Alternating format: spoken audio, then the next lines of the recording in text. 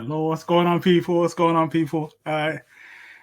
Stephen here, SP Design Works, Dojo Design Guy, back again with another Community Corner episode. This is episode number 5 now. Shout out to everyone that's starting to tune in. Tweet it out. We're live. You can follow us on Electronic Dojo on Twitch, Facebook, and on Instagram is Electronic Dojo UK. Before I start and get the guest on, just wanted to share that we have a dojo night at Birmingham Belong this Saturday from 6 p.m. It's going to be casuals, trying to support all the games and stuff. Come by. It's going to be the first one that we've had in a while, so we're back again. Let's say if you're interested, you can catch the Start GG, which I don't have right now. But if you give me 2 seconds, I think it's Start GG / Dojo Night. Don't quote me. I'm gonna get that up for you guys shortly. But yeah, I'm looking forward to this one. I say just check out our socials and you'll find the Start GG link. But can I confirm it's Dojo Night? Let's try. Yes, it is Start.gg / Dojo Night. But yeah, we've got this Saturday, 6 p.m. Be there if you can. Sign up and register from there. But for now, I'm not going to keep you guys too much longer. I'm going to get the guest on for today, Firestar, who I met at Vsfighting. So, yeah, welcome. My bad, bro. No, it's fine. It's fine. I was like, I thought you were gonna go a little longer. It's all good. My bad. No, you're good. Hello, everybody. I imagine some people in this chat might know me already. Some probably saw the announcement, like, "Oh, this guy seems new to me." I say thanks for joining us, man. Thanks for joining. So we met briefly at Vsfighting. I was floating around and taking photos and stuff, and like I thought it would be good to get you on to kind of, I guess, to tell your story, and because obviously from my vantage point, didn't really know too much about you in terms. I don't think I've really heard of you before, to be honest. But I feel like what you did, like just over the weekend alone, was like, okay, I need to speak to this guy, just kind of see what he's about, who he is, because you put in a lot of work. You put in a lot of work, and obviously myself and the team, thank you for that over that weekend. But obviously we're getting into Vsfighting and all the rest of it over time. But enough about me. Introduce yourself and let the people know who you are, essentially. Yeah, my name is Firestar. I prefer being called Luca. That's just my actual name. It's a bit easier on the tongue than coming up to me going, "Hi, Firestar." That always gets me a little bit. I used to run a local scene back up in Swansea, Wales. I ran that for 2 years straight. And after I finished running it, it's been kept on by the people who attend it. It's still going on. We've almost hit the 100th local. Nice. With a deal I managed to get with a venue in the city, which we'll be talking about later as well. I love my scene. I love putting work into my scene. Shout out SWFGC, specifically shout out Bernie, Hands and Bebop, who I know are listening to this right now. They've stuck with me basically since I kind of started running events and like pushing my name out there. Which now over time I got like a little less interested in, which is probably why some people hadn't heard of me in the last year or two. And then each time VSF comes around, I like to put my hand in to make sure that the people that like the games I like can play them. And that led to this year where I ran the uni stream, I ran the Grand Blue stream, and we had a hell of a time. That area was going crazy. It was really fucking like, it was really one of the better areas in terms of hype of the event and stuff. And like anytime I come past and stuff, I'm like, yeah, this is where I need to be in that. So I guess the first question is what is your what got you into the scene initially? Like what attracted you to like fighting games in general? Like in the first place, to even be in a position where you enjoy them to get to where you are now, I guess. I actually I started with fighting games when I was like really young, and I didn't really know what a fighting game was. Like to me, that was like Dragon Ball Z Budokai 2 on the PS2. I used to rinse that game. I still have my memory card with like everything on it. I had like, you get like the little fusion between like Hercule and Goku. I had everything. And we had a copy of Super Dragon Ball Z by Arika. That is actually a fighting game. Yeah. That's actually a fighting game. That was the greatest game of all time. The menu like Goku and Frieza has the I think presentation and everything. Really sick, man. I got like an Xbox when I was like 12, 11, and I was like looking for games on Amazon. I see this thing called Blaze Blue Continuum Shift Extend, and I bought that when I was like a kid, and I was not very good at it, but I really liked the idea of everything around it. And I remember I had like a Google Plus account back then. If you remember that, you'd probably like get a veteran's discount at this point. Yeah. But yeah, I tried to run Google Plus tournaments and everything a long time ago. Yeah. I kind of stopped. I didn't really, I never really got like into it. And then when I was 19, 1917, a bunch of my friends were into BlazBlue, coincidentally. Oh, nice. Like, there's this really cool game called Under Night In-Birth. You should try this out. And I look at the roster and I'm going for these characters. This guy called Byakuya. He's kind of cool a little bit. And I paid 20 quid for the game. I played about 50 hours in 4 days. And it kind of all started there. Because this was like a few months before COVID and everything else had happened. I was watching like all the classic FGC videos, that like the wonderful FGC video, the one with all the, like the poke chop clips, the one with the controller, all the classics. And I watched all the Street Fighter 4 videos. The Cali Power one where I can't remember who it is. Is it Bonchan he beats with Hugo? He gets the and he stands on the chair. All of the classic videos. Obviously, the Daigo parry and everything like that. So Evo happened that year, and Austin obviously winning in Tekken was like kind of crazy. I think for everyone that was a really big cultural shift for Tekken. That put Tekken on my radar, and I ended up buying Tekken 7. And then it like clicked in my head that when I was a kid, I used to sit and watch my brother and my sister play the PS2 a lot. And like my favorite thing to watch them play was this game where you were like going through like a factory, beating up robots, and then you were in like a jungle and there was a panda. I was like it would come to my brain and I realized it was Tekken. It was Tekken 4's Tekken Force mode. I was like, oh, well, I should have been playing this since I was a kid. And I got really into Tekken and I was looking for local scenes. I looked at ELF, East London Fighters, because they were popping back in 2019 and then COVID hit. So that stunted everything quite a lot. I went back to just watching like the greatest Street Fighter 4 clips of all time. The Daigo 25 hit combo. I can list these off the top of my head. I've watched them so many times. I watched them so many times in this video. Every Core 8 gaming video, the Y frame data matters video, everything like that. And sort of like time comes around and eventually I end up at uni in Swansea. And at this point, I don't really know anyone like into fighting games. My friends had kind of like fallen out of it. And I was just kind of like playing like a decent amount, but not so much as I would be if I had like a scene or something. Yeah. And I go on this computer science degree and I join this like Discord for everyone in my year. And I don't know, to this day, it's like an act of divine intervention. I just look at the chat one day and someone's like, anyone here play fighting games? And he's got a Ryu PFP, he's the real deal. And I'm like, okay, we're getting somewhere, right? So I say hello to this guy. He's called Kevin. He goes with Fundamentals. If you watched Super Turbo at VSF this year, you would have seen him on stream. I believe he did win his stream match. I couldn't watch it. I was working on uni. But yeah, we met literally by chance on a Discord. I'm like, hey man, come round, let's play fighting games. So he travels an hour from the other side of the city because there's like a student village there and like the campus like accommodation there. Takes an hour-long bus, comes to my room, we boot up Xrd and we play till 3 a.m. and that's how Swansea Locals originally started. Is me and this guy that I'd met through literally Discord, and we played Xrd till 3 a.m. Nice. And then we went to the beach. By this point, we'd had like a whole bottle of Disaronno between the two of us, and he was new to drinking as well. So this was like pretty fine for me. But this guy was like just gone a little bit, And we're just on the beach looking at the stars, just talking about life, and we became basically best friends at that moment. And that kind of like kicked off me knowing anyone that played fighting games. I met a lot of people who are like in my core group today, like a large lad I met through him as well. And pretty much everything would go quiet after that because obviously COVID came back around. It wasn't quite done with yet.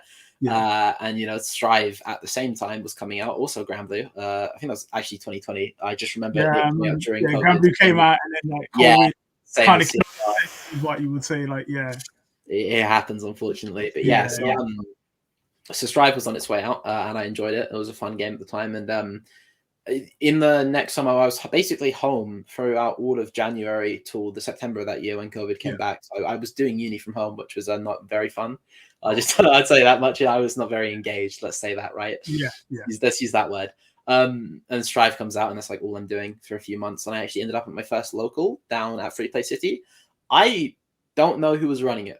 I've forgotten. That is unfortunately a cool memory I've forgotten. I met a few people there who were just like, OG Strive players. I met someone called Kazar, who's a really lovely Tekken player. We'd actually clash again later on by just chance. And I went to my first local. I was really nervous. I binded all my buttons wrong. I swiftly went 0-2.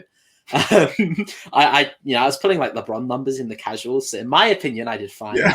But it's like that sometimes, right? It's like that sometimes. So well, I was pretty inspired, and I was like, okay, well, I want this for my scene.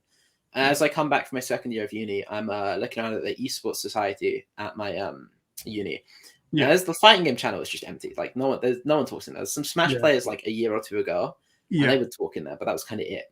And it comes around to like when they're like getting everyone for every role and whatever. And the president for the society that year was like, okay, let's have a fighting game role. And obviously, I immediately apply for the fighting game role, and I win out against the Smash players who were trying to revive it as well at the same time, coincidentally. So as I went out for this role, I'm like, okay, well, let's have like a partnership, right? Like, there's no point in competition because there's only 5 of us in total. It's like we can't really have like an infighting. It's like it's between 2 skirmishing armies, and it's actually just like 3 dudes. So that's how I got into like being in like the first sort of position of like management, I guess, was just putting my hand out. They like did like an interview over Zoom. It was like, it was not awkward, but I was like, I'm saying a lot of things. I don't really know what these guys know what I'm talking about, but I sound passionate. So sure, I got this position, right? Sometimes you gotta politics, isn't it? You gotta sell it sometimes. You gotta sell it sometimes. So and we found like a student accommodation on the other side of the city. It's like I'd moved like into the city this one as in like student housing. And they would basically let us use like a recreational room once a week for like an hour for free as well. So the idea was for the whole society to have like a LAN thing, and they'd bring like PCs and stuff. That fell very flat very quickly.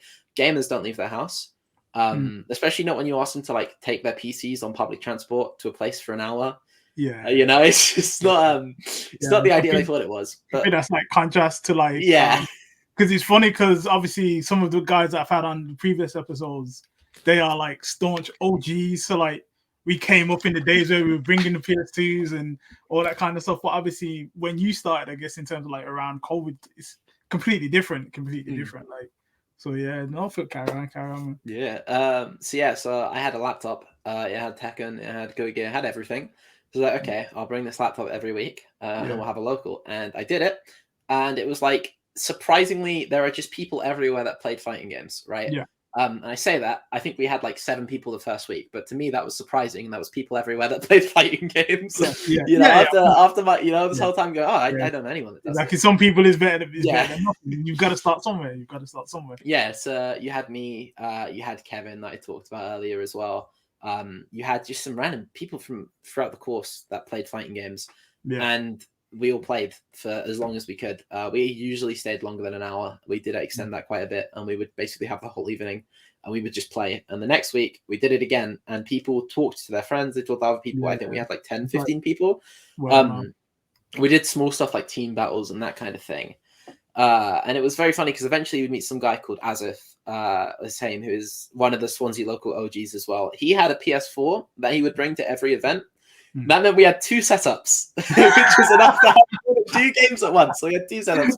We had my laptop. I would walk a mile to the venue with my laptop or I didn't need a monitor then. That was next year. So I'd walk a mile to the venue with my laptop. He'd take a bus. It's about like a half-hour bus with a PS4. And and we'd bring those down each week, and we'd play with those. It wasn't even like there wasn't a tournament or anything. It was pure love of the game. I mean, it was free to come as well, to be fair. We met a lot of people who basically became some of our best friends for the next few years. Shout out to a guy called Wavebank, Ben. He doesn't really come to events as much anymore. He did go to VSF 2022 in a Greg's like jersey. That was a legendary fit. He did have a really good run on Dragon Ball then as well.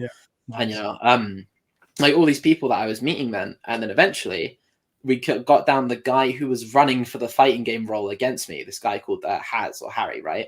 And he comes down. He's like, "Oh, this is like a pretty good thing you've got going on." And we start talking about stuff, and we're like, "Okay, but this venue's not like big enough, and it's also not like, I don't want to say like secure, but it's like because it's like part of a student accom. They didn't, because we're not paying them. They're not like, oh, there's an event going in. They're like, yeah, you can use this room, right?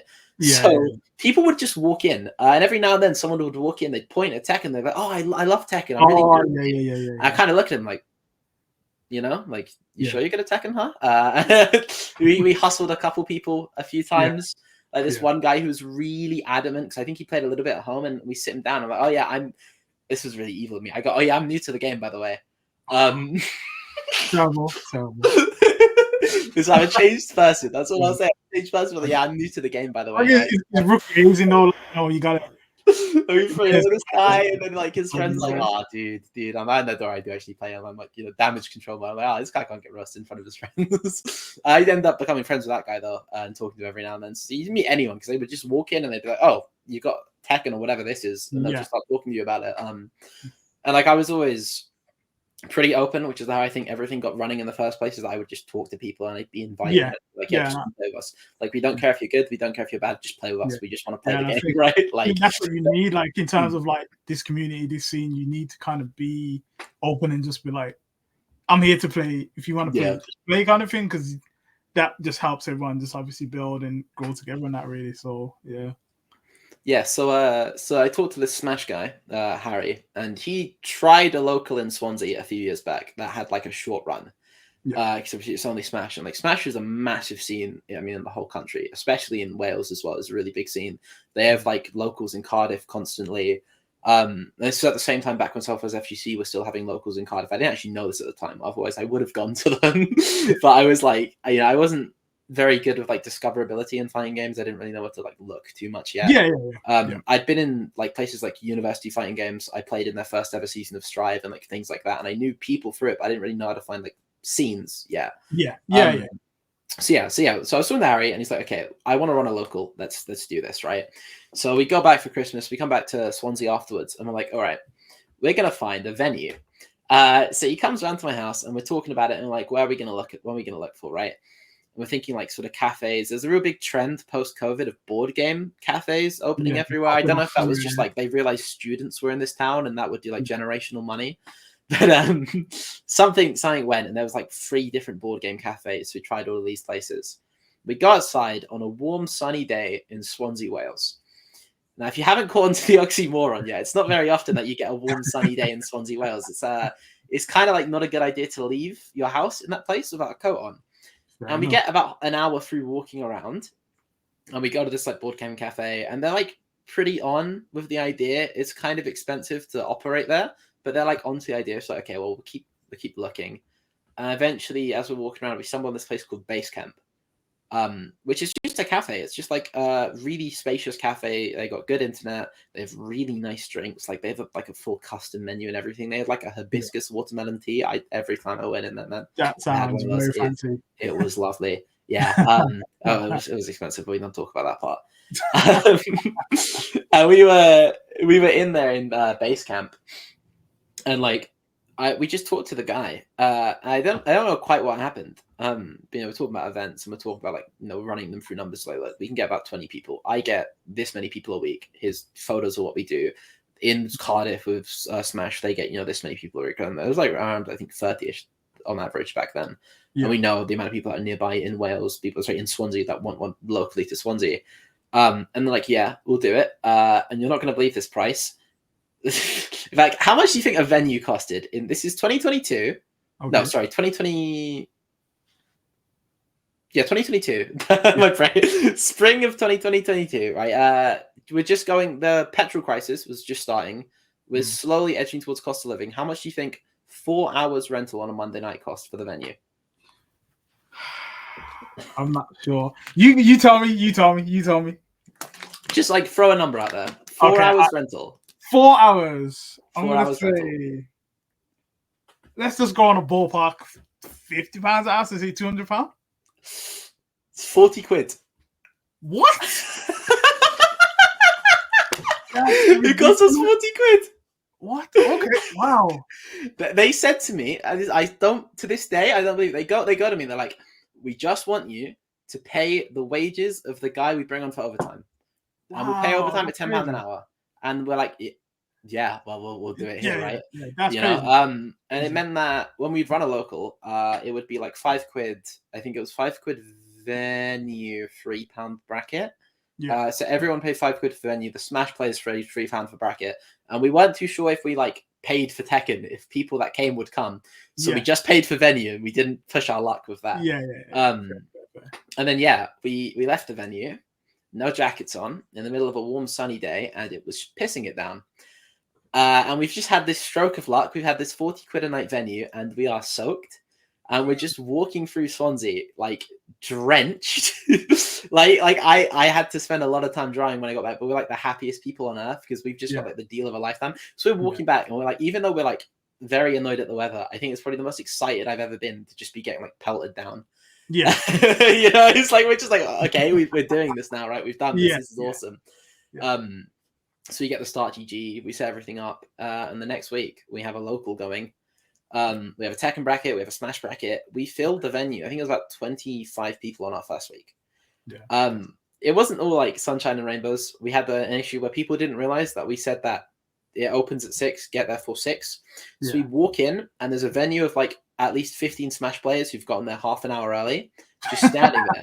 And they're just kind of awkwardly standing there. And we're like, okay, this is a bit awkward. It's kind of like corral the herd and get space to set everything up, right? It goes like that every week. I'd walk. This was back when Harry was still here. So I'd actually get driven by Harry. He'd bring his setups, the switches, monitors. I'd bring my laptop. I'd bring my monitor. As if for saying he'd come down on, it was about a half-hour bus, come down from Bay Campus with his PS4 and a monitor for that as well. So we'd have everything set up each week. We had Tekken brackets and Smash brackets, like I said, and it was basically how I met everyone. Anyone who was involved with helping Undernight or Grambly for VSF this year, I met them from moving to Basecamp, whether they were like physically there as like part of staff, or with the exception of like Geobreaker, who I met through UFG. That's also still someone I met through doing this. In like it's a bit of a tangled story, right? Max Verstappen, PSX Kyle, I saw him around in Southwest FGC's Discord server, and he's like, "Oh, I'll come to this local." Lo and behold, he came to this local. I think we've been best friends with that guy for 2 years now since I met him that first time. Everyone I knew, Alex D, who ran Multiple with me every year. I've done it at VSF. This is the 3rd year now. I met him because after I started this local, because at this point I was commentating Multi-Blood for the University Fighting Games, because when they first did Multi-Blood, I was listening to the commentary and I was like, you know what? I don't think this is very good. And I'm going to say honestly, because the guy who was doing it knows the story. And I was like, I don't think this is very good. So I get my friend Large Lad, Ewan, who's like, like the melty nerd in the group chat. I'm like, okay, listen, I'm going to take notes. I'm going to do everything. I'm like, hey, can you put me on comms? So I have like 5 pages of notes. I go to Geobreak. I'm like, hey, can I join you on comms? He's like, yeah, go ahead. And this led to the start of a commentary duo that lasted to this day. We still do commentary gigs with each other all the time for like Esports Wales and stuff. We did VSF streaming together, all because originally I thought his commentary wasn't the best for a certain game. Like his commentary was good. It was the game knowledge, right? It was just the game knowledge. I don't mean to slander this guy because I love him to bits. He's a great commentator. I've only been working with him for 3 years. And so I met this guy called Alex because he played in the Multi-Blood brackets. And we were friends on Twitter. And this is a very modern day story, is we would just talk on Twitter. And one day I say to this guy, hi, I run a local in Swansea. You should come down. I don't know what was going on within me to just decide to ask someone I'd never met who left about 6 hours away. Hey, come to this local I run. But he just says yes. So he gets on a coach. He travels 7 hours to Swansea. He comes to my local and we've been best friends since. Right, we've been best friends since. Love it. It's very funny as well because he was telling his mum that he was traveling 7 hours to Swansea to meet someone he only knew online. She thought right. She thought I was a murderer. As she should do. As she should do at that point. She was like, Alex, don't go. She'd been watching like documentaries about like gay serial killers. Like, he's in love with you. He's gonna kill you. And it's like, oh, cool, nice. I didn't kill him. You can say I had a bad effect on him. I won't deny that, but I definitely didn't kill him. So he traveled 7 hours down for the local. We had a lot of people just come around for that. From Southwest FGC, and I've seen you in the chat. I love you, my brother Connor. Bunny Hands came down hour from Cardiff with Mike Bebop. Sorry, I always pronounce them by their first names. I forget I'm on like a public thing. But it's all good. They came an hour down from Cardiff to the local. Check everything out, see the scene. At this point, we had like roughly around like 30-ish people each week, which also meant we were over quite a bit in money, which was really nice. And we were meeting everyone. We had Tekken brackets every week, which originally I was winning like most of them.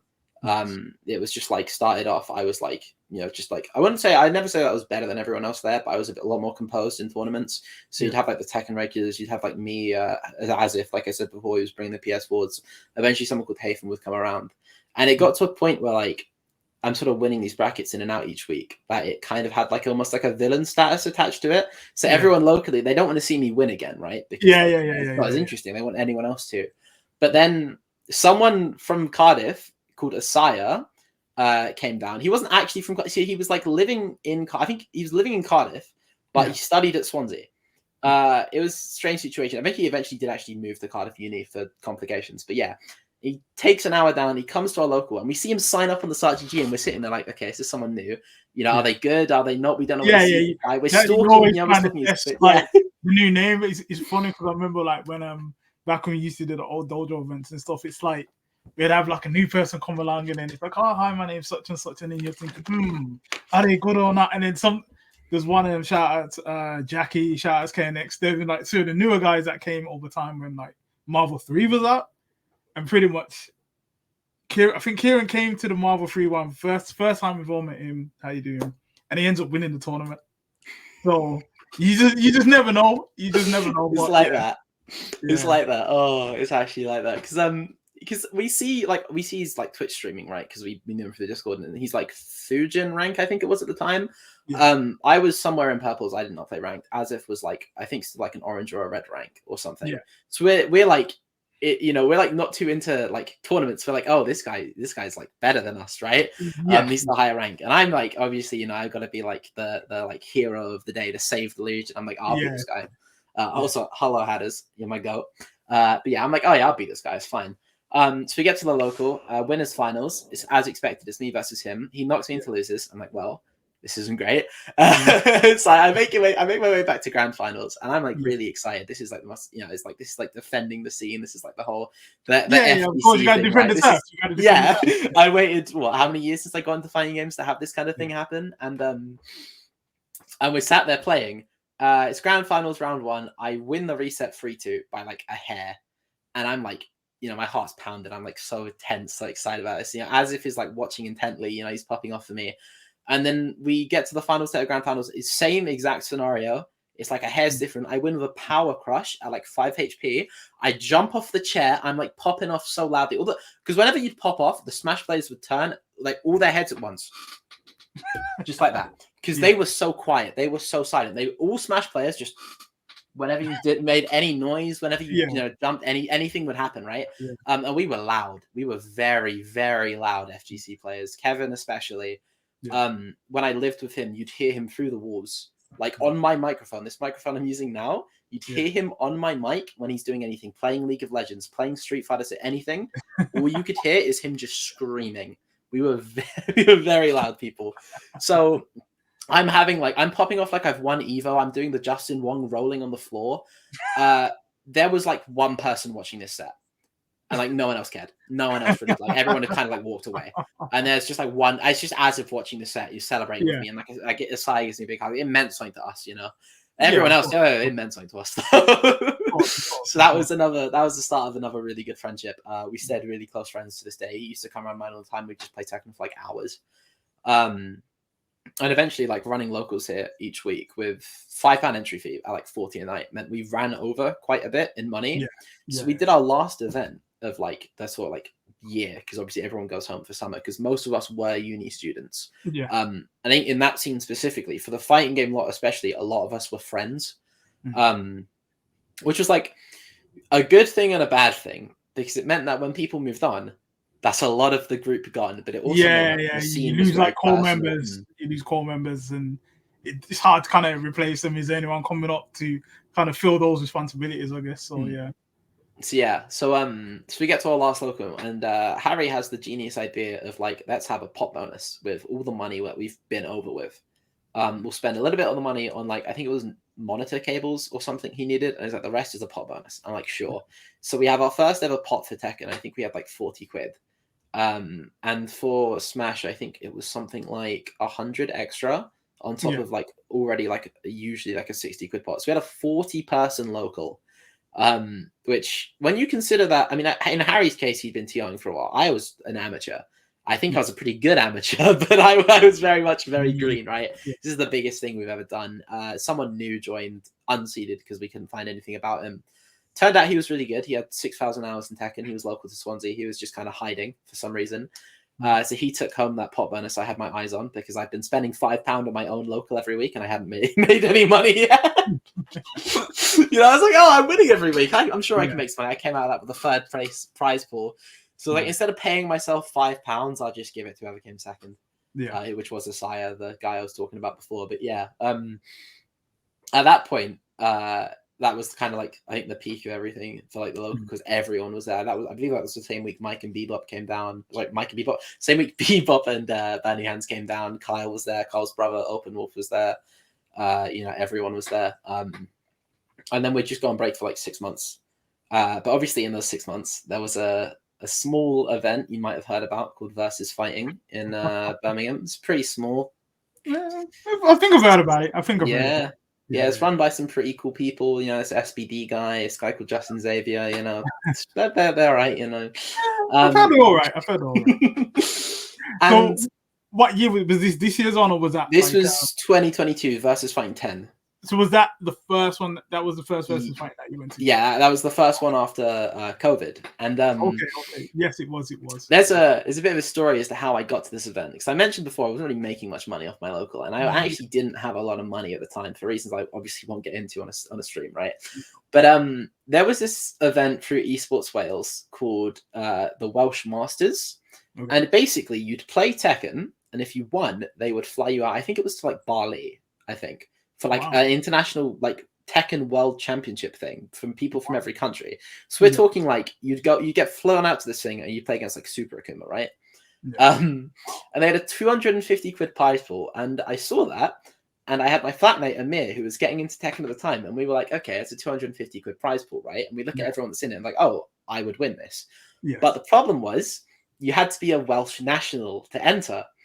So I couldn't actually enter, but my flatmate Amir could. So the game plan was he'd be playing on my laptop, and if I'm his coach, right? Tekken World Tour, it's legal. It's legal in between each round. You can have me in the year. I'm like, surely he'll win this, right? Surely he will win. Yeah. And then Bebop joins the tournament, and I'm like, well, the plan's out the window. I think we know who's going to win this. And I'm sat there like, okay, how am I going to pay for my VSF entry? Yeah. So I DM Bebop out of the blue. We talked to each other maybe twice on voice chats, and I DM Bebop. I'm like, "Hi, buddy. Look, we were planning on winning this thing, so I could go to VSF. We know you're gonna win it. Would you be all right paying me out of the prize pool, me the money to go to VSF?" I know it was a crazy thing to ask, but it was like my like one shot going there, and he's like, "Yeah." He just says yes.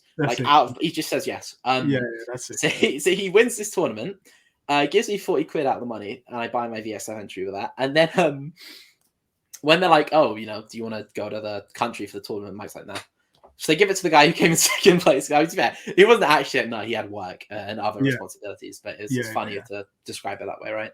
But yeah, so they send a guy called Jay Evans, who everyone else in that tournament was like Dan ranks. So like basically beginners. So they send this guy called Jay Evans to this tournament. He spent the next few months grinding. I mean, like he got to the same level that I was at in those like few months by just putting in hard work. He went over and like actually had a great performance. Like obviously, he's going up against some like the cream of the cops. You can't expect him to like win every single match, but he performed well for the amount of effort and time he put in.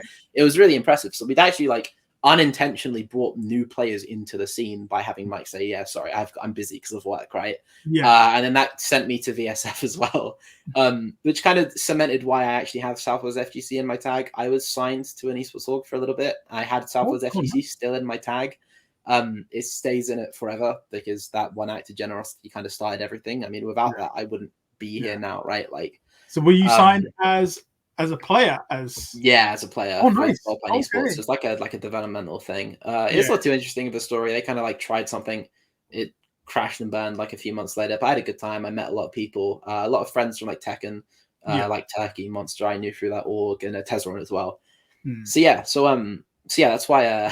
that's why when I was with Volpine, I was Southwest FGC Volpine because that was not leaving my name. It's like 40 quid. It's not that much money in the grand scheme of things, but the fact that he was willing to just sponsor a guy he barely knew to go to VSF, right? It's like he's a legend for that. He's my boy, and so that comes around. Sorry, go on. So what did you? So obviously you've got this ticket now, and you're going to Vsfighting. And you're there strictly as a competitor at that time. What? Just playing Tekken? Was it just Tekken that you entered at the time? It was just Tekken. Yeah, it was just Tekken. No. How did you do? How did you do? That event, I went. I think it was like 2-2. I had a bye at the start, won the next game, lost the next two. And there's a story behind this as well that equally involves Bebop. Okay. Because the night before, so on the run up to VSF, I DM'd Justin out the blue on Twitter, and I'm like, hey, is there like a small space we could have to run like an Undernight setup, a Melty Blood setup, just like all these things that I wanted to play, my friends wanted to play. And yeah, so Justin goes, yeah, I want to see it done. He gives us some room in the casual space. And at that point, I knew Justin was an OG. He was like, yeah, he just likes seeing the games run. Awesome. That's exactly how I feel. We had a laptop, another laptop, and a PS4 with Melty Blood on it. And we sat there all Friday just playing these games. Basically, everyone that like I sort of met the Uni Team Time game, so Kim Precision, a few others, Hemi64 as well. They all come down. And then I think this is the first time I've ever been like, because obviously it's my first major. It's the first time I've really felt like the whole FGC thing, because we just let these setups here.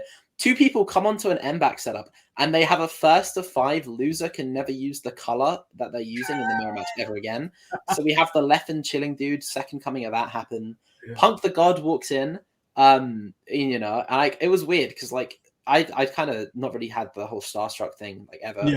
But it was like, because I wasn't having that, it was weird. Just, this guy I've been watching YouTube videos of for 3 years in the room with me, just talking to me normally. He was salty about the Strive 10v10 thing, and I was like, hey man, play Undernight instead. And he's like, yeah, that game's better than Strive. I'm like, yeah, it is. It was even Melty Blood's better than Strive. I'm like, yeah, it is. You know, I was just like, what do you want me to say, right? So that happens. And after Friday, I'm like over the moon. And then the next day in the morning, I've got Tekken bracket. So on the Friday evening, we go to the Weatherspoons, and sometime around like 11, I joined the table with Mike, Reese, all the Southwest FGC lads, a few others, Shadow, Abominable as well, Stu, really, really lovely guy. Just got to shout that guy out as well. And Mike buys me a Desperados. It's like my favorite beer. I love that beer. Then Reese buys me a Desperados. And then I'm drinking those two, and then Mike buys me a Desperados. And you can see where this is going, right? I think I finished 9 in the hour. I'm good with my alcohol. Beer is like a bit of a different one because it kind of buffers, right? Like you've got to process it. So I've had like 9 beers in this hour, and we come back to our hotel room like right after. Naturally, I'm in this hotel room with a Large Lad. Shout out Large Lad. I see you in the chat. Love you, buddy. I'm in that bathroom just kind of like chanting, right? I'm gonna be honest. And I come out. We talk about life for like an hour, and we go to bed at 2. I wake up completely hungover. On the day of this Tekken bracket, I had the first pool in the morning. I had the 9 a.m. pool. I'm gone. I couldn't eat breakfast. I couldn't anything. Wise words of wisdom from Bebop the night before, where he told me that he plays Tekken better when he's hungover, and he had his best ever VSF run while he was hungover. Right? Wow, that's mad. So I get to this venue. I'm barely surviving my warm up. All my friends were like, we walk in as a group, and they're all like, oh, let's go up here. And I was like trying to find Tekken as I did that. So I lost all of them. So I'm by myself, like disoriented, just with like my controller in a dream, right? And I get over to his setup, the 9 a.m. pool, and I get my match, and I sit down next to this guy. He's playing my character. He plays Alistair as well. Normal pre-match. We have a handshake, and we start playing, and I'm like, I've got a big headache, but I can focus, and I win 6-0. I beat this guy in the mirror 6-0, and then afterwards he looks at me, and he's like talking to me about how he should have won and what he could have done and all of these things. And I look him dead in the eyes. I shake his hand. I'm like, sorry, man, I'm really hungover, and I need to go to that toilet right now. And I run off. I just like see the guy's just face, and I'm like, oh no, I don't, I'm not trying to be rude, but like I just, I beat this guy in the mirror. I'm sorry, man, I'm debuffed right now, right? I'm debuffed. And then I get Kaden Trench next, which goes as you'd expect. And then my friend Kevin, the guy I met on that Discord originally, runs from his house in Birmingham because he's woken up late. He's seen I've won my first game. He runs from his house. He jumps me from behind like this. He's really excited that I've won my first game. Like he's like over the moon, popping off of me. And I'm like, buddy, please don't jump me right now. I'm really hungover.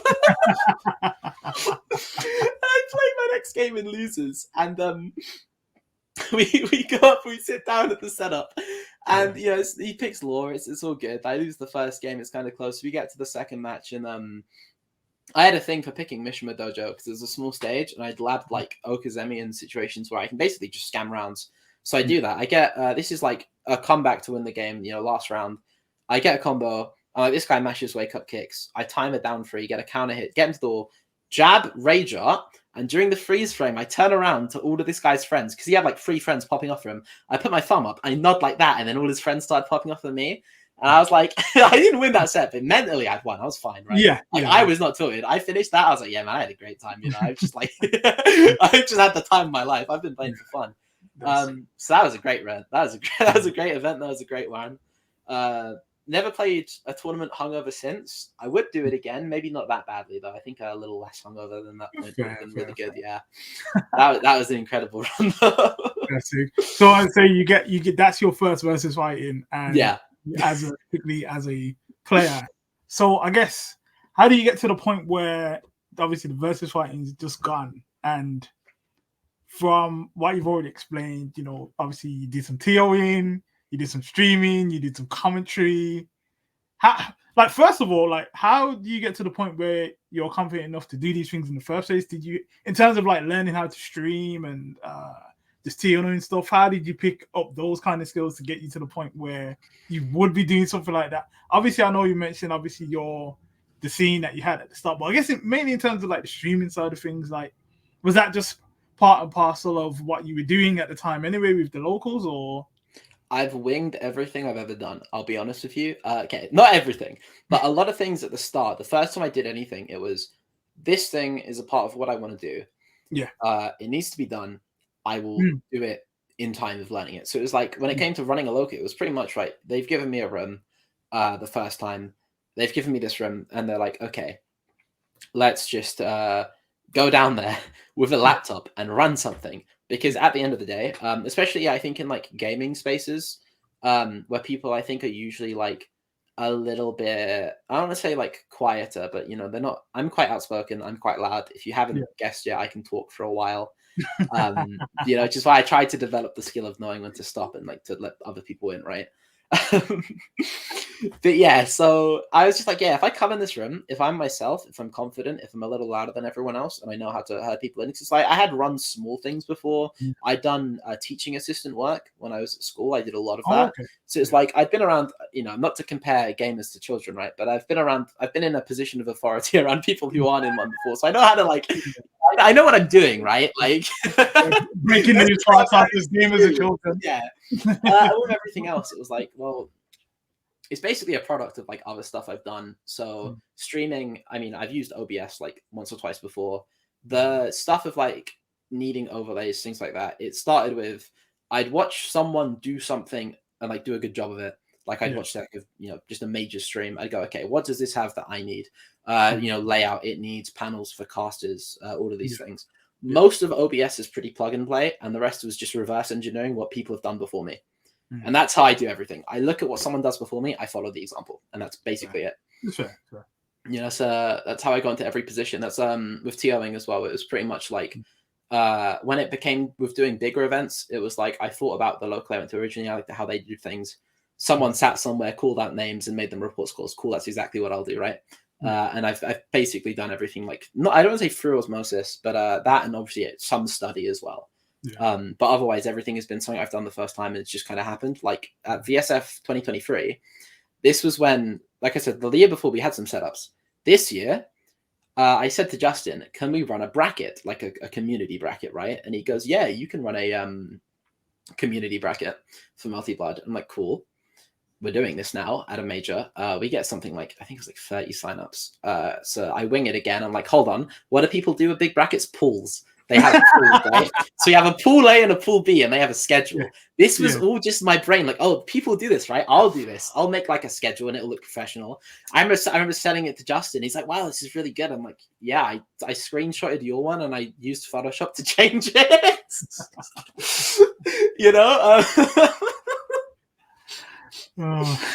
yeah, it's I said that I've ever done anything. And we get to the day of the event, and I did not plan for a stream because I was like, okay, look, let's just run this tournament. And then everyone's like, where's the stream? So Alex, the genius he is, he's like, I've got a $20 capture card. Let's do a stream. And he comes in at 9 a.m. with his capture card. It was not the greatest. The quality was not the greatest, but it worked, and some headsets. And we're like, okay, we'll run a stream, right? Because I don't really know if you can call it like too much more than that. It was well ran. It was a good stream. It was mostly just the equipment. We used the graphics we used for like Womble Weekends, which was our mate Titanic Womble's tournament series. We used his graphics. We had like a mic in the middle of the table that people were sharing, and we had anyone on commentary that I knew beforehand, and were like, yeah, you can go on comms. Yeah, Kim Precision and Hemi64, yeah, they can go on comms. I think Hemi sat on comms doing FGO roles. Yeah. I think we had like, how's it? Tractor 712, I think, KOF player. We got him on comms. Anyone that I'd like, trusted. Like you can get some time, because I was busy running this like, pretty big tournament for the first time. It ran perfectly. I will admit, part of the tournament was Justin had prepared an area for us with PS4s and everything as well. Like, and that made everything a lot smoother than what we would have originally run. I think we had like 6 setups ourselves in total, which was like a massive help. And was like, to me, I think the first, like, because obviously being allowed to run something the year before was pretty big. I think the first time I'd ever really felt like I was doing something in the FGC was when I ran that community bracket. Because like in terms of experience, I'd been running a local for 2 years at this point. I'd run a 40-person event, so I was pretty confident. Then we even moved venue, because that 40 quid a night turned, I think it was to 80 during cost of living when it really kicked in. So we got a new venue, which was in a nightclub. So, because I was working nights at the time. I was working at a dive bar, and never again, by the way. I've done my time. I've done my service. I've got my stripes. I'm good. Don't put me back in that environment. But there are 3 bars on the street owned by the guy that owns my one. So I went in, like, hi, I'm in industry, and talked about it, explained everything. They had an arcade upstairs with a pirated Super Turbo cab with fake artwork on it and a broken glass. And I'm like, these guys seem to want to have some sort of gaming thing going on here. I'll talk to them about it. And they're like, yeah, you can use our space on a Monday, because no one comes in on a Monday. The club is shut. It's just the bar. So we bring in customers for free, and we barely take from their electricity, because they're running all the lights in the club anyway. So we get access to this club for free. We've had that since then. It did a lot for our local. I think it's mostly what kept it afloat is having like a free venue. So yeah, we after I'd been done with base camp, we were running out of Jack Murphy's Swansea. Shout out to Jack Murphy's. That was incredible, because I've realized I've gone on a tangent now. It was also good, man. This led to my favorite story of locals, however, where we had a Tekken tournament going on, and this was we didn't know this was happening at the time. There's like a Welsh holiday. I can't remember what it is, where people go out in like suits and drink in the middle of like October or November. I don't know what it's about. I genuinely don't remember. They just get in suits and they go drinking. Fair enough. I love the idea, right? And we're running this event, and obviously the door to the club just opens and shuts. We don't have like a bouncer, because there's bouncers at the front or whatever. We don't like, it's not like a gated event, because we weren't charging venue fees anymore, because the venue was free. We'd only charge tournament entry. So someone walks in, like a group of people who are drinking walks in, and the one guy is really drunk, and he sees Tekken. He's like, oh, I know Tekken. I'm really good at that game. I bet I'd beat anyone here. I look this guy dead at the eye. I turn to the right to my friend Haytham, who's like one of the other Tekken regulars, really good player. I look him dead in the eyes. How much do you reckon you can beat me for? And he's like £100. I'm like, okay, I can't do this to this guy. I wasn't going to do it anyways. Like, I aside from the fact that I'm in a leadership position, I'm not taking money from. I'm not. Like, this guy could be rich, right? I'm not Robin Hood though. I'm not taking money off this guy. He's like very clearly very drunk. As much as I love a good FGC hustle, I did used to get drinks off people at this bar called Noah's Yard, because they had those Pandora's box cabs, like 1601. They had one of those, and it had Tekken 3 on it. So I went home, I got Tekken 3 on an emulator, and I learned everything I could about Jin in that game. I learned that you don't have to do the hard electrics, and they all do 70 damage, and the laser scraper is broken. And then people would be like, oh man, I love fighting games, when I talked to them at this bar. And I was like, yeah, you want to bet like, just a beer on like a Tekken 3 match, and I'd play them in Tekken 3 and get a beer. But that was lightscapes. But yeah, for the guy back at base camp, I was like, this guy's like too drunk for me to even trust him with a controller near the setups. And I wouldn't take the guy's money anyways, because like, that's just like wrong. So we kind of just like talked to him for like 5 minutes until he inevitably left. which was like, you know, so yeah, we'd have people stumble in and just be like, what's this?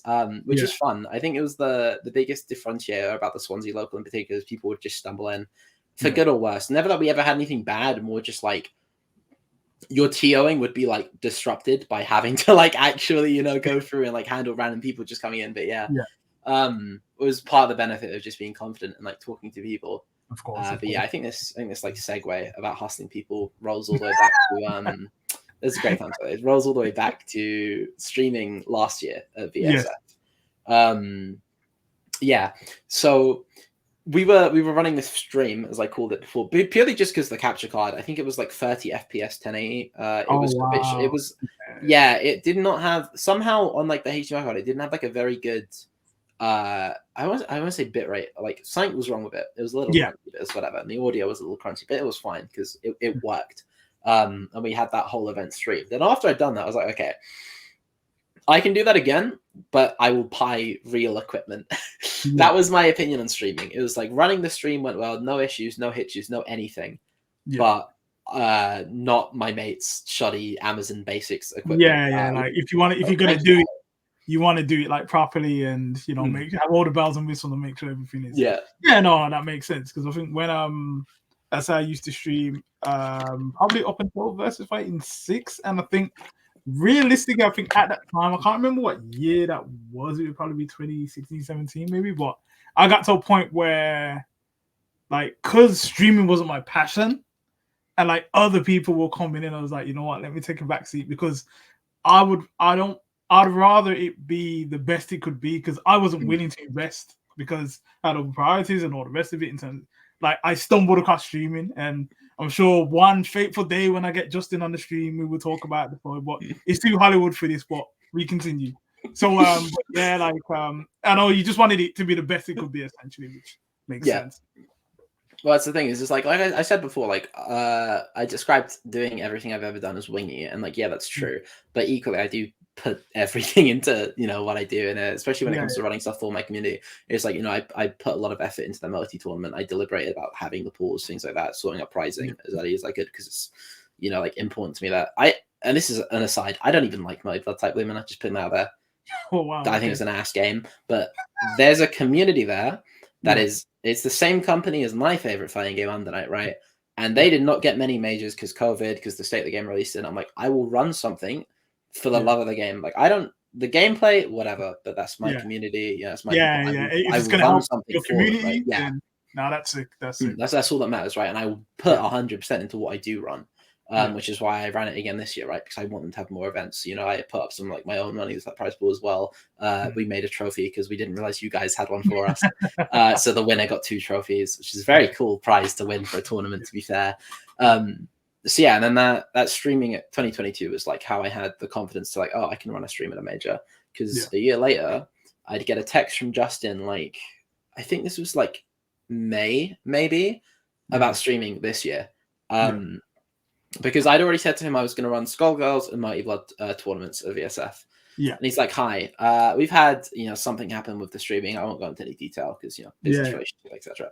It's like, something's happened. And he goes to me, would you want to run the stream for Under Night Grand Blue? And obviously, it's part of the winging it part. I didn't even really have to think about it. I was like, I'll do it. I'll take on the responsibility, because I trust myself enough to do something professionally, do a good job of it, even without because initially I did not have a plan. Initially I'm like, yes, and I'm just texting everyone I run stuff with, like Alex, large lad who's in the chat. I love you, lad. You love you and bro. Everyone, I'm like, okay, look, I've been offered this. I want to try and do it. We'll sort out logistics. I talked to Geobreaker, the guy I've been doing a commentary deal with for ages. We don't have an official name yet. We should sort that out. We need a Twitter. That aside, and he goes, yeah, I know this melee guy called Chase, and he runs really high quality melee locals. Because I would already sorted out a kit list of equipment that I was willing to buy and like dump money on. But like, no, he's like, we can rent from this guy Chase, who's a professional. Turns out Chase works at Red Bull Gaming Sphere.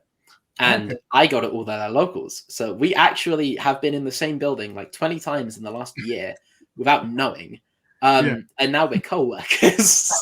So we get him on board, we sort out pricing and everything. And the minute we had him on board, I was very confident about VSF. Because that kind of put you mind at ease, and you've got no equipment at that point. So So, and like we get to the event, we set everything up, and it's pretty much history from that. Because like I said, and it's not even about necessarily like the element of like winging it, but it's that having a lot of confidence is 90% of everything, along with some sense. Obviously, you can't just be confident.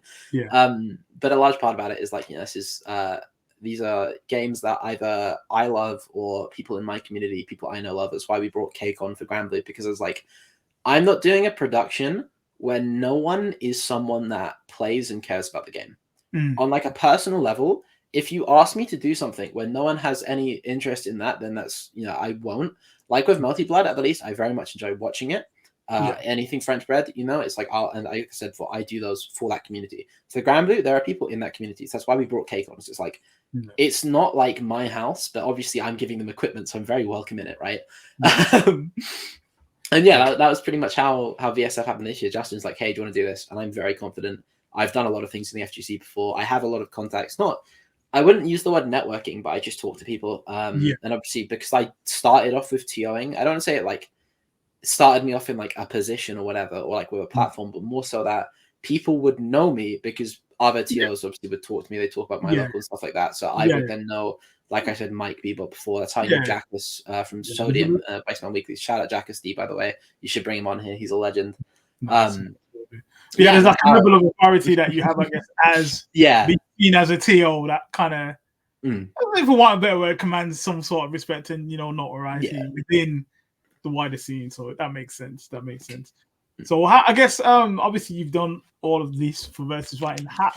How did you feel it went on? I guess more on a personal level in terms of what you achieved, and then I guess on a wider level for like the team that was, as you say, there's so many people involved in that aspect of like your Vsfighting experience this year. And I think for me personally, as I said, I've said to you earlier off stream, like when I was always floating around with the camera and stuff, that area was very lively all the time, and like it just felt like everyone involved appreciated what was happening and appreciated like just being able to come together and play the games that they love to play, essentially. So yeah.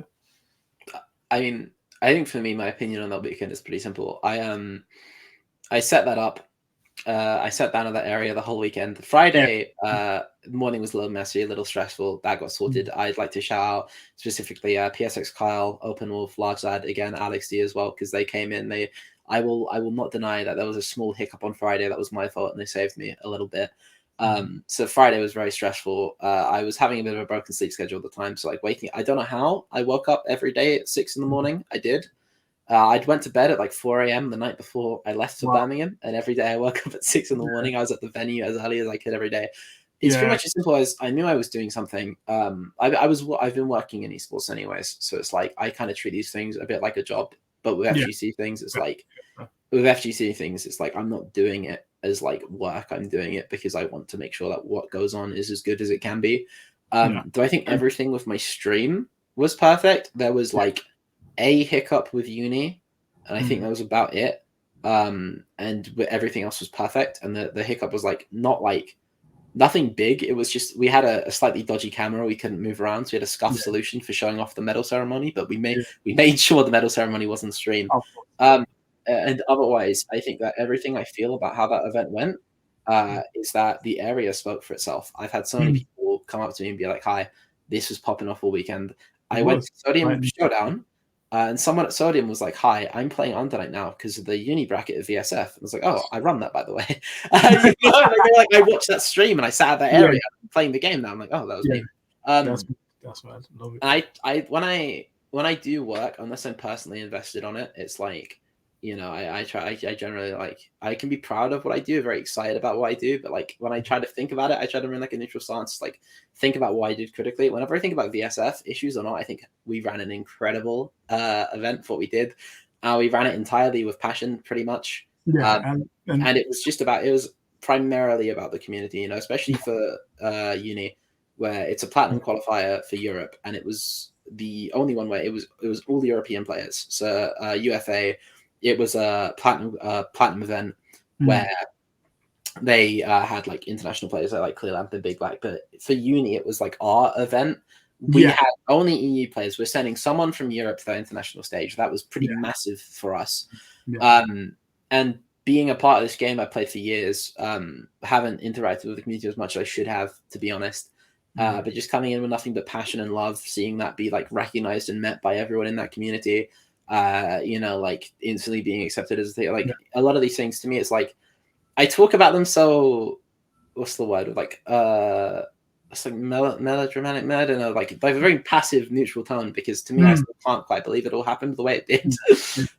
One morning, I woke up and Justin's like, "Hey, help us with this," and I'm like, "Yeah." And then we go and help him with that, and then all of this happens, and everyone's like singing my name and giving me praise. I'm like, "Look, I know I did a lot. I know I didn't leave that area." Geo Breaker was telling me all weekend. He was like, "Hey, you got to stop saying you didn't do that much because you did a lot." And you did it. You did it.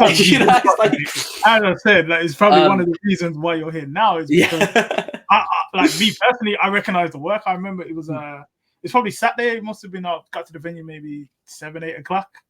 I've gone up the escalators and I see you there setting up, and I was like, "Oh, I'll take a quick picture." And I was like, obviously, and again, like just from me, like the passion, like for the games, the community, and from everyone that was involved in that area, like is clear to see. And I think it just only enhanced the event. So again, for you, like thank you to you and the team and everyone else that was there, because it really was amazing. And again, what you've already spoke about in terms of having the passion and to do it, and even you saying, you don't like Melted Blood, but the fact that you care enough about your community to still do it and run it, it speaks volumes about you as a person, to be fair, and like the rest of the team as well. So like again, I just appreciate you being there and doing what you've done, and it clearly showed through. And like, yeah, it was a great weekend because of you guys essentially. So shout outs to everyone involved on that side, man. Yeah, thank you so much. And like I said, quick shout out as well to like I said, for Alex D, who does a surprisingly absurd amount of work along with me as well, and is always carrying things to Geobreaker, especially Shice, like I said before, Justin, obviously, for giving us opportunity. I think I said already, PSX Kyle, Large Lab, Open Wolf. Did I miss anyone? Air for doing an absurd. I think Air did like 7 hours of commentary, by the way. Yeah, Kate Calicoy, who came in on as well. Everyone that was on Grand Blue commentary, Just Dave, Virum, Lazarus, Naihu as well. I don't really know. Like I said, like it was kind of that you set everything up, and people, when you set up everything up well, obviously in an area for fighting games, people just gravitate. And I sat behind that production desk on the Sunday for Grand Blue because I remember Cake was like trying to produce all the top 8. I'm like, dude, you are putting your hands over your mouth at the end of every round, right? Sit in the crowd. Like you're not meant to be behind this. You're sitting there. You are like shaking, sit in the crowd, right? I get on production for top 8. I remember, I think I took a video, so I look up the fact that obviously what we did, I still don't entirely feel right saying like what we did, because obviously we brought it with equipment. I was there the whole weekend, but it's still mostly the work of the Electronic Dodger team, the TOs that we had that weekend as well, who were incredibly helpful, very easy to talk to. But everyone in that building, pretty much that was a staff member, set up the foundation for us to sort of just come in and like, no, I don't want to say steal the but I don't. It's more that I don't personally feel like, even if it's like my, for me to be recognized for doing, and I put that work into doing, it's like, it's still that I want to like credit everyone else beforehand, because I didn't do the hard part of financing and auditing a major, which is probably a nightmare. Congrats to Justin for however you did that. I'm very impressed. But that aside, it's like I remember looking up during Grand Blue and thinking, oh, we did this. This is like from the setup, the front of the crowd, all the way to the end of the casual setups. It's got to be maybe 200 people, maybe more, and however many people watching the stream and going, oh, we did this, as a group, because I had an opportunity. I said yes to it. I was confident we'd get it done. And, I put everything into doing it pretty much. And I put my whole weekend into that. I think I spent all of VSF working, apart from the Thursday, which is why I came down a day early so I could talk to people.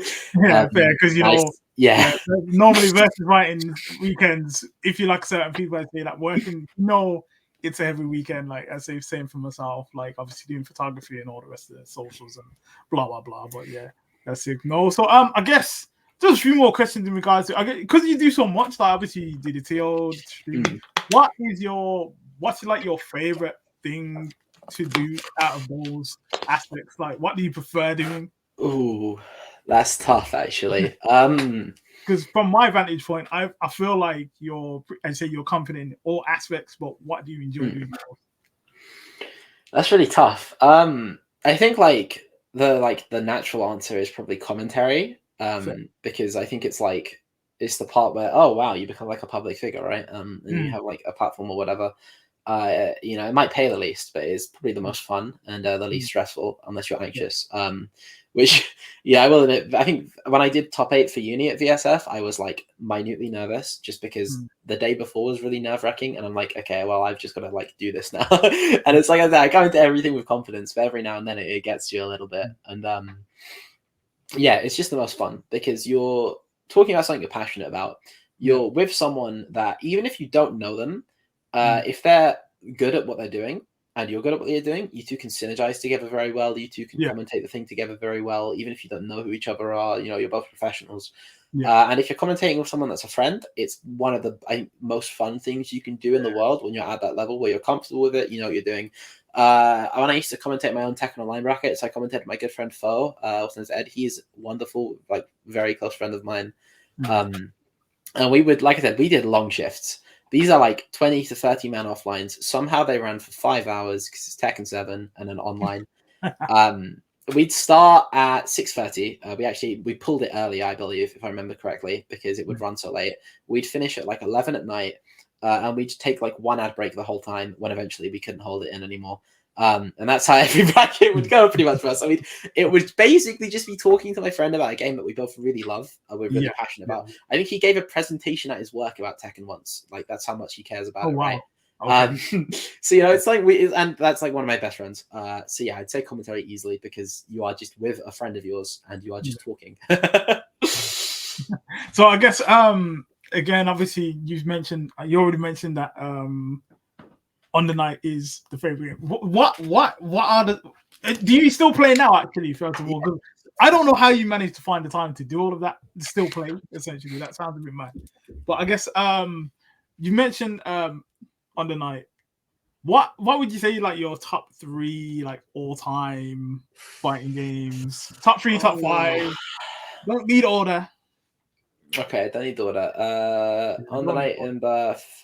Nice. I'm gonna say ST specifically.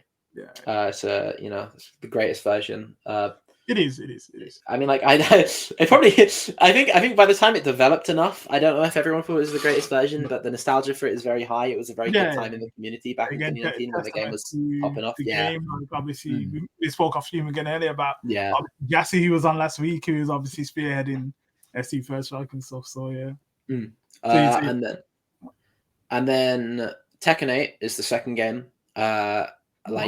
It's probably a bit of a random shot to say 8, right? People are like, oh, I love old Tekken, right? I'm gonna say that's an interesting that, especially given like the short lifespan of the game so far. So well, listen, right? Tekken 7, that game was not good.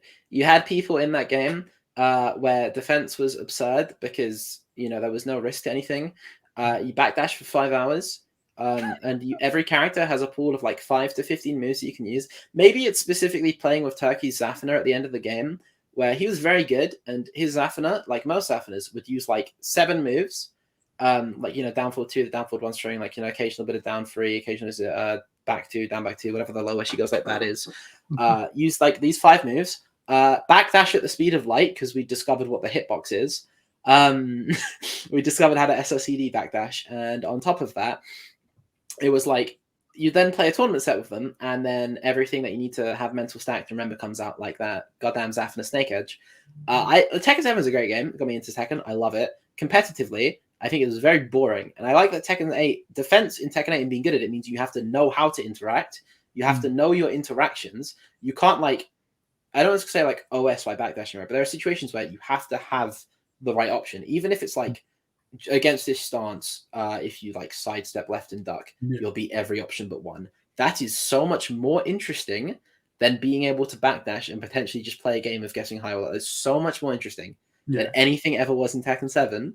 That every issue aside, the monetization, all of that, Tekken 8 is just the better game. Hands down the better game. It's more interesting. Yeah.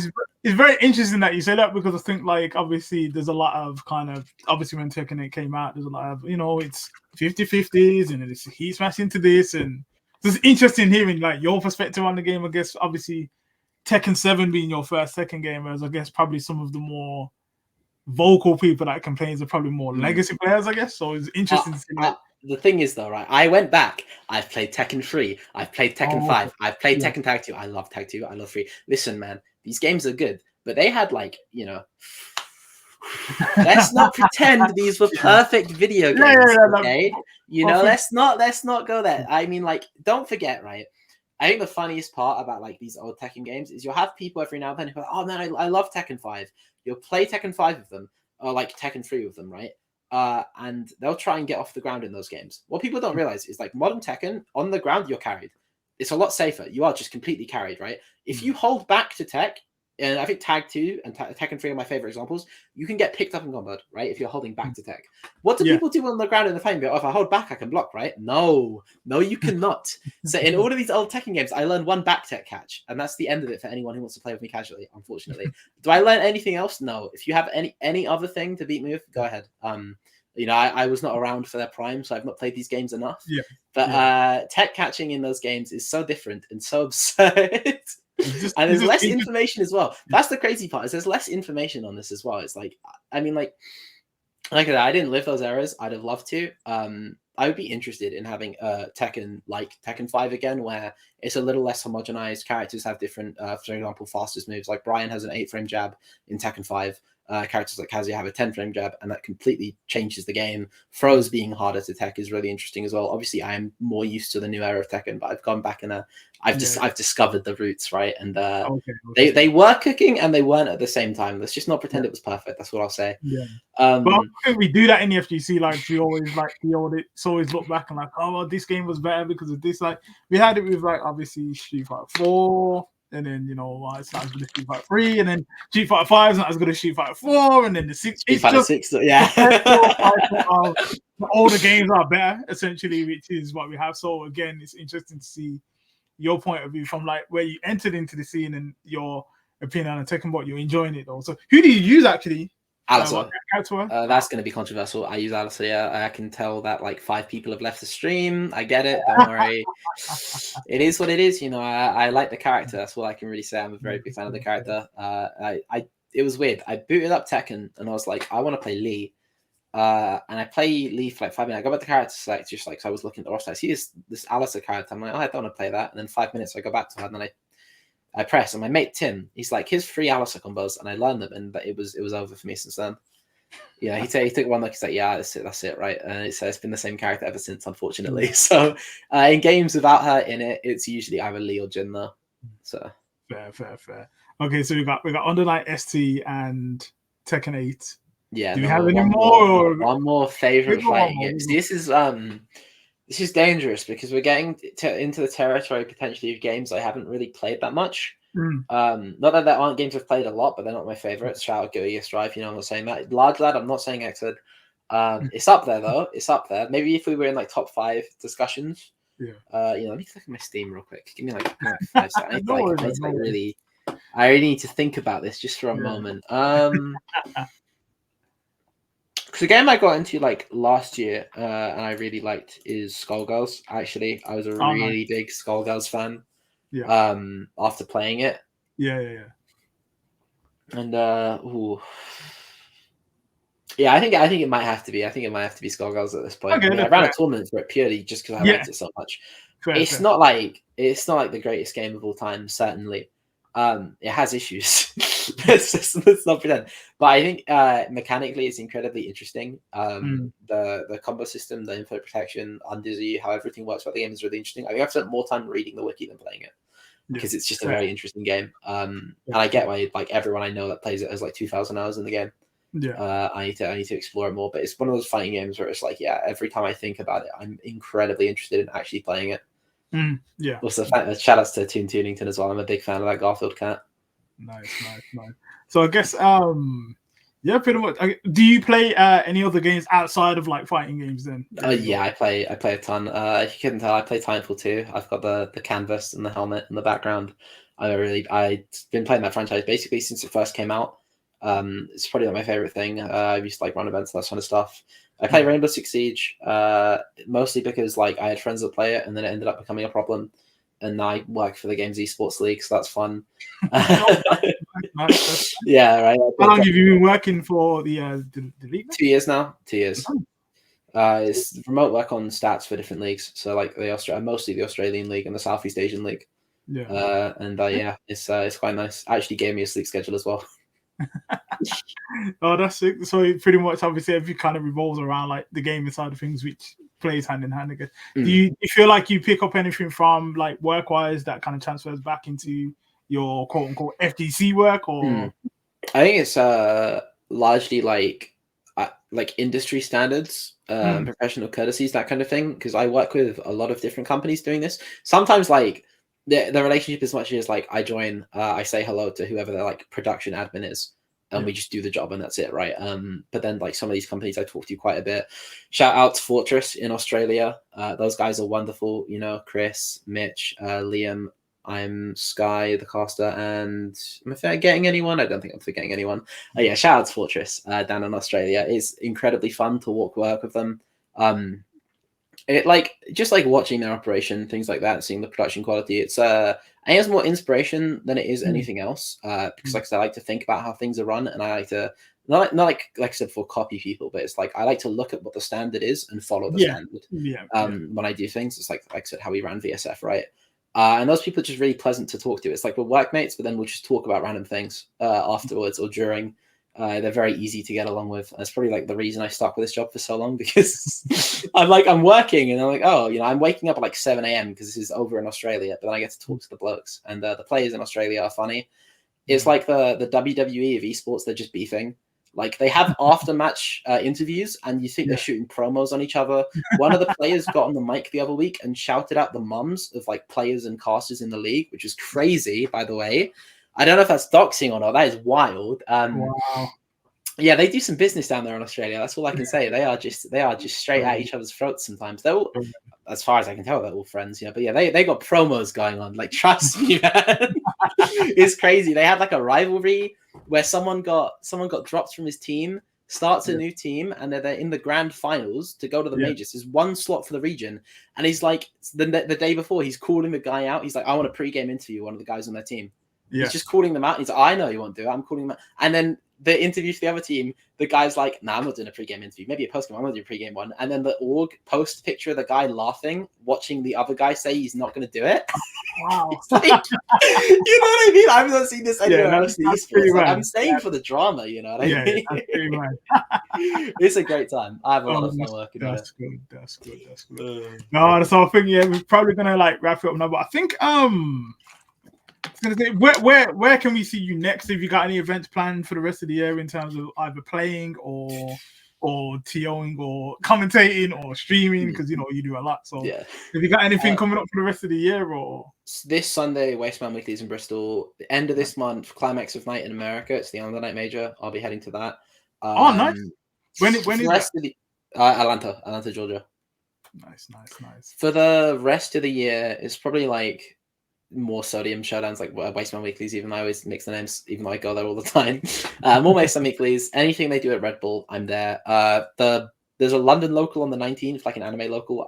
Find the Gap. I'm going to that as well. Nice. Maybe Outplayed next year. And otherwise, I am actually trying to organize a online tournament. It's just I'm very busy because it's work season right now, so I do not have like an easy schedule. But soon enough, quote unquote, at Fight Night International on Twitter. That's what I'm saying. Nice stuff. No, but I think we'll wrap it up. But thank you. I appreciate your time for coming on the Community Corner. It's been a great conversation. I've learned so much more about you, and as I say, considering it was the first time that we spoke at Vsfighting, like it's really good to like know, obviously hear your story and go from there, really. But I guess, is there anything you want to shout out? You can shout out your socials, shout out anything with people. Anybody. The floor is yours. The floor is yours. There's like a few. We got like a list. We got time. We'll start off with Pun Life, ELF Pun Life. He's an incredible personality in the community. He's done commentary, TOing, a little bit of everything. We're very similar people. It's like a long-running bit. We even dress similar. It's very funny. But he's been a wonderful friend. He's been one of the people in the FGC that I think was always a point of like someone I could talk to who's quite experienced, quite easy to talk to. He's very hardworking, which is inspiring in itself because I know I'm not quite as hardworking, but I know that like, matching the effort and the drive with when I do something serious, like running something at VSF is like, one of my core goals every time. He's an incredible person. So shouts to Pun Life. All of the Southwest Tekken lot, Alice Noon, Joey TCB, CSC, Monster, ACY, all of those guys, they're incredible. That's one of the main reasons I think I've gone into Tekken so much is because the scene is wonderful. Shout out Turkey especially, who's the main reason I stopped being mediocre at Tekken and became above mediocre, because that guy would drill it into me to be better at the game. He's an incredible coach. If go give that guy like 20 quid and be like, hey, teach me how to play. One more shout out to Southwest FGC. That is my scene though. I'm in London right now, but that will always be my scene. I can't, I want to move back there anyways. A special shout out to Harry SSBU for starting everything with me. Otherwise I wouldn't be here today. For that one time you drove an hour to Cardiff and an hour back to Swansea because I got stranded by the coach system. And I may have had to sleep rough if I didn't. So he, in the middle of like a oil crisis, he spent like 40 quid and was like, you only have to pay me back half. And I was like, are you sure? And he's like, yeah. I'm like, I'm on friends for life, pretty much anyone I met, because I'm probably really pushing it with time and the shoutouts now. No, you're not. All right, Titanic Waffle, on Catchy, Default Catchy, SMBF Swigs. These are all my homies. I talk to them all the time. Charlie G's. In fact, hold on 1 second. Let me get the Discord server up. Let's just like run through names real quick. Yusuf Zaboob, also known as the Shaft, incredible guy. Comes to tons of events. Love that man. Hussein said before. Atam. My good friend Dejan, who I've known since we're 13, who was the first person I ever went to a fighting game event with as well. Minnie from Southwest Tekken, Asome. Like, everyone I've known in this, like, basically everyone I've known in this journey to it. Obviously, Swansea Me in bracket, the local we started, that still run tournaments every week. They stream them to Twitch, by the way. Go follow Smib Local on Twitter. Watch the streams. Big shout out to Hadders as well. You're the reason they started streaming, I'm pretty sure. So thank you for doing that. That was a change in that look I never actually saw coming. That was incredible work. A shout out to Amir, Chris, Francesco, who I lived with at uni, and supported me no matter what stupid things I did. Suggesting we stand on the table the first day we move in, and we definitely didn't break that table, and we had to may or may not call a repairman to fix that table. Stuff like that. Just I'm pretty like appreciative, sentimental person, and anyone that's like been a part of the journey, anyone that's like helped me out in any way, is like important to me, because like none of this would have happened without most of them, pretty much, because I think rather than like just passion for the game, it's the people that keep me here.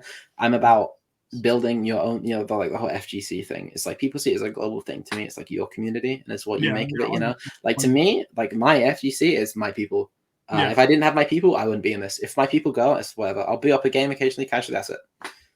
I'm here for my people. I'm here for my scene. I'm here for the things that I love.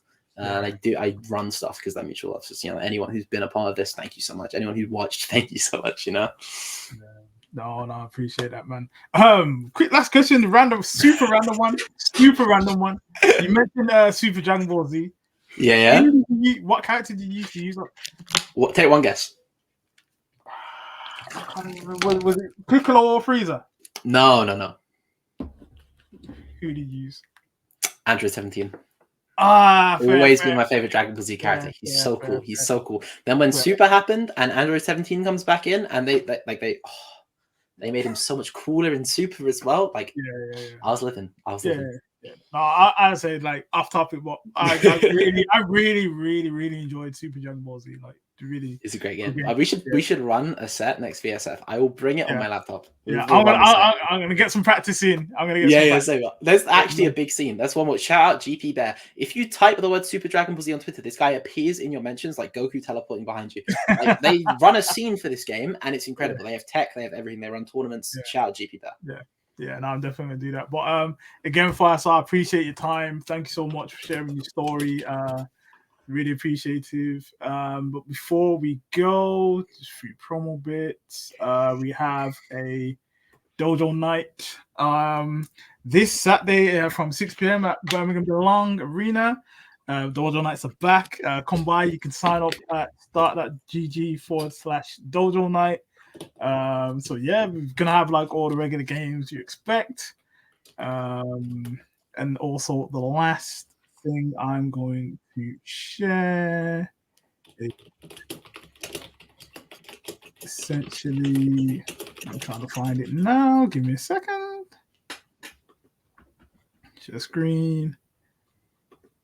I'm going to share. So essentially what you can see is, if I get rid of this now, it's not even on the right one. There we go. So this is, I've just got to quickly share my stuff. So if you don't know, obviously I'm the Dojo design guy, but I'm also a children's book author illustrator. These are my books. I've recently released some plush toys, which are here. These are my plush toys and characters from the storybooks. So just got to shout out my own stuff, littlemilobooks.com. You can pre-order these now. You know, I've got to get the plugs in and stuff. I got to get the plugs in. You've earned them. You don't work somewhere for 15 years and not being a reputable, respected. You've earned this. But yeah, just littlemilobooks.com. Just check out all the books and all the stuff that I do there pretty much. And yeah, so I got books, activity packs, and plush toys as well. So Christmas season is coming up. You got nephews? Yep, exactly. You got nephews? Exactly. But for now, again, thank you so much for coming on. Like, I really appreciate it. I'm sure to get you back on again at some point soon. And literally anytime. I love talking, right? But again, thanks so much for your time. Thanks to everyone that was watching today. Appreciate it. I'm gonna chop this up and then I'll get it up on YouTube in the next day or so. Getting faster. Again, appreciate you. And I'm not sure when I'm gonna see you, but I'm gonna get practicing on Super Dragon Ball Z for next versus fight. Because if it's not before, then I would definitely see you in the next versus fight. But it's gotta happen. It's gotta happen. You gotta let me know any event you come to. I'll be there with a setup. Nice. You can hold me to that. I bet, yeah. But, yeah. Thanks a lot, guys. We'll see you later. Thanks for tuning in. Thanks a lot. See you later. Thank you. Back soon. Oh no, I'm not even going anywhere yet. Last thing. My apologies. No, you good for us, you good, but it's just that I've been working on securing guests, so there's not gonna be an episode next week because I'm actually away, but the week after there's gonna be an episode next week, and we will have Shanades on the stream next week talking. She's a photographer in the FGC. She recently put some of the photos of Vsfighting up, really good photos. So we'll be talking in 2 weeks about like photography, her journey, FGC, and all the rest of it. So this will be the next episode 6 on the 24th of October. So not next week, the week after. And after that, yeah. So, but now I'm definitely going because I'm kind of hungry. So get yourself some food now. What are you gonna have? Oh yeah, hold on. So yeah, that will be on the 24th. Obviously, we'll tweet it out close to the time. As I say, I'm away next week, so there's no episode next week. But I'll be back. But again, I'm definitely gone now. Thanks a lot, guys. Appreciate your time. Thanks for tuning in. Again, Firestar, thank you so much, man. You are a great guy. Like, you are a great guy. Well, thanks a lot. Thank you. See you guys. See you guys later.